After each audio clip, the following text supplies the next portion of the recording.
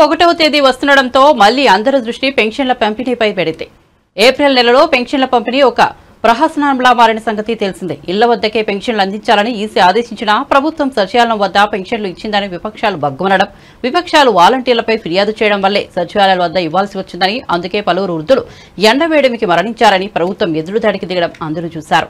ఈ నేపథ్యంలో టీడీపీ అధినేత చంద్రబాబు ప్రెస్ మీట్ పెట్టి పెన్షన్ల పంపిణీపై ప్రభుత్వం తన వైఖరి మార్చుకోవాల్సిందేనని, ఈసీ ఆదేశాలు పాటించాలని డిమాండ్ చేశారు. పెన్షన్లు ఇంటి వద్దే పంపిణీ చేయండి, ఇది సాధ్యం, మీకు అధికారాలు ఉన్నారు, సచివాలయాలు ఉన్నాయి, యంత్రాంగం ఉంది, ఇది పెద్ద కష్టమైన పని కాదు అని చాలా స్పష్టంగా చెప్పినా ప్రభుత్వం వినిపించుకోవడం లేదన్నారు.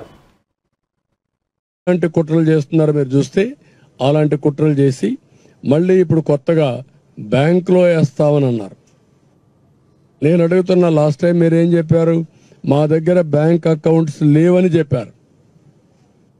పోయిన నెలలో లేని అకౌంట్లు ఇప్పుడు ఎట్టొచ్చాయి? You answer this. అంటే మీ కుట్రలు ఏం చేసినా ప్రజలు నమ్మతారని, లేకుంటే మేము కూడా ఒప్పుకుంటామని. ఇది ఏమాత్రం ఆమోదయోగ్యం కాదు. ఈరోజు మీరు చూస్తే వాళ్ళు చెప్పినట్లు చూస్తే ఆధార్ లింక్ అయిన ఉన్న లబ్ధిదారులందరికీ బ్యాంకులో వేస్తాం, మిగిలిన వాళ్ళందరికీ ఇంటికి పోయి ఇస్తామంటున్నారు.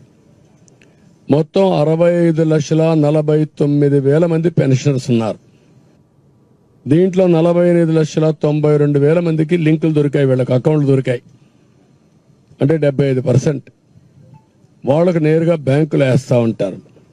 మిగిలిన వాళ్ళందరూ ఎవరైతే వికలాంగులు, లింకులు లేని వాళ్ళు, పోలేని వాళ్ళు, అనారోగ్యంగా ఉండేవాళ్ళు, వాళ్ళు 16,57,000 మంది ఉన్నారంటున్నారు. ఎవరు పోలేరు? మీ దగ్గర లింక్ అడ్రస్ ఉందా? వెరిఫై చేశారా మీరు? ఎప్పుడు వెరిఫై చేశారు? రాత్రి చేశారా? మీరు 65,49,000 మంది ఎవరు వికలాంగులు, ఎవరు ఆరోగ్యంగా బాగలేరు, ఎవరు నడవలేరు అని మీకు తెలిస్తే అంటే పోయి వెరిఫై చేసిన వాళ్ళకే ఇవ్వచ్చు కదా ఇంటి తెరిపి.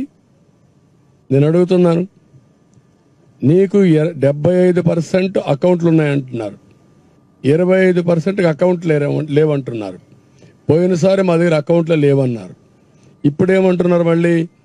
ఈ యొక్క 25 లక్షలు కూడా దీంట్లో అనారోగ్యంతో ఉన్నారంటున్నారు. అనారోగ్యంతో ఉన్నారని నీకెడ తెలిసింది? ఎప్పుడు చెక్ చేసావు నువ్వు? దాన్ని బట్టి ఆలోచించుకుంటే బోగస్ ఇన్ఫర్మేషన్తో వీళ్ళు కాలయాపన చేస్తున్నారు. ఇది కరెక్ట్ అప్రోచ్ కాదు, ఇది వాస్తవానికి దూరం.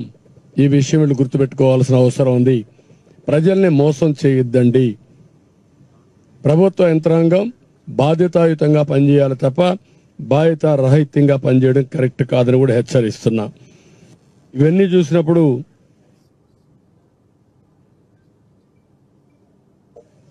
దీనివల్ల చాలా మంది అకౌంట్ వేస్తాం. ముసలి వాళ్ళకి అకౌంట్ వేసిన తర్వాత బ్యాంకులో పడిందా తెలుసుకోవాలి కదా. ఎవరు చెప్పాలి వీళ్ళకు? దానికి ఇప్పుడు అందరూ సెల్ ఫోన్లో చూసుకుంటారా ముసలి వాళ్ళందరూ? ఆ శక్తి ఉందా? అంటే మీరు ఎన్ని డ్రామాలంటే మళ్ళా వీళ్ళు ఆ బ్యాంక్కి వెళ్ళాలి. అంటే నిన్న సచివాలయం చుట్టూరు తిప్పించారు, ఇప్పుడు బ్యాంకుల చుట్టూరు తిప్పిస్తారు.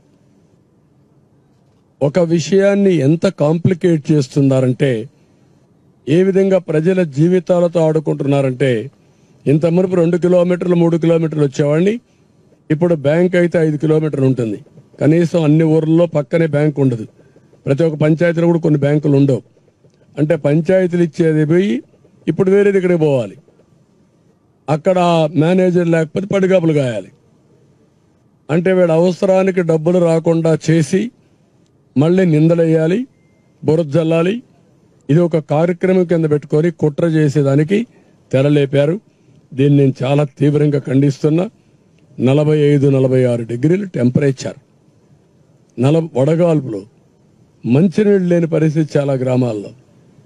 ఇలాంటి సందర్భంలో ఇప్పుడు ఎక్కడ చూసినా మంచినీళ్ల కోసం ఆందోళన చేస్తున్నారు.